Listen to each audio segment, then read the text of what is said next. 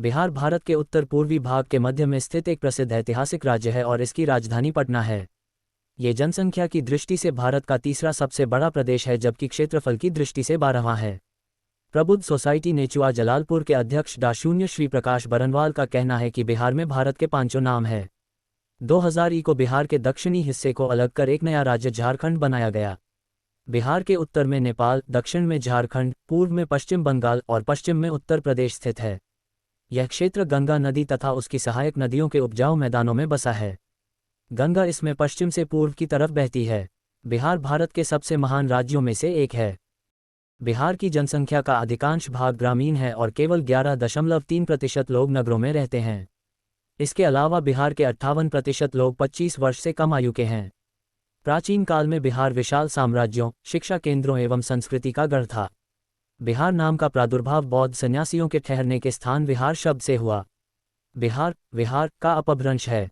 12 फरवरी वर्ष 1948 में महात्मा गांधी के अस्थि कलश जिन 12 तटों पर विसर्जित किए गए थे, त्रिमोहिनी संगम भी उनमें से एक है।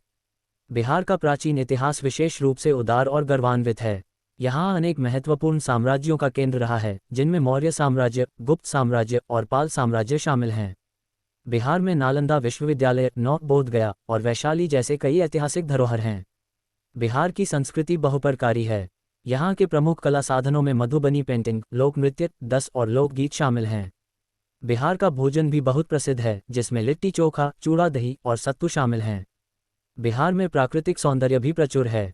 यहाँ के प्रमुख नदियों में गंगा, सोन और घाघरा शामिल हैं।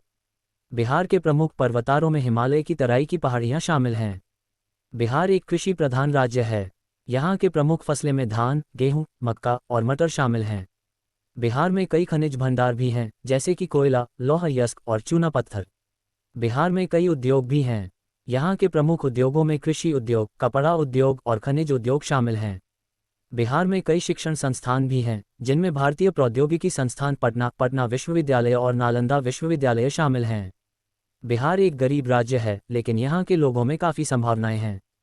बिहार में शिक्षा और स्वास्थ्य के क्षेत्र में सुधार की जरूरत है, लेकिन यहाँ के लोग मेहनत और लगन की कमी नहीं है। बिहार में विकास की रफ्तार धीमी है, लेकिन यहाँ के लोग विकास के लिए प्रतिबद्ध हैं।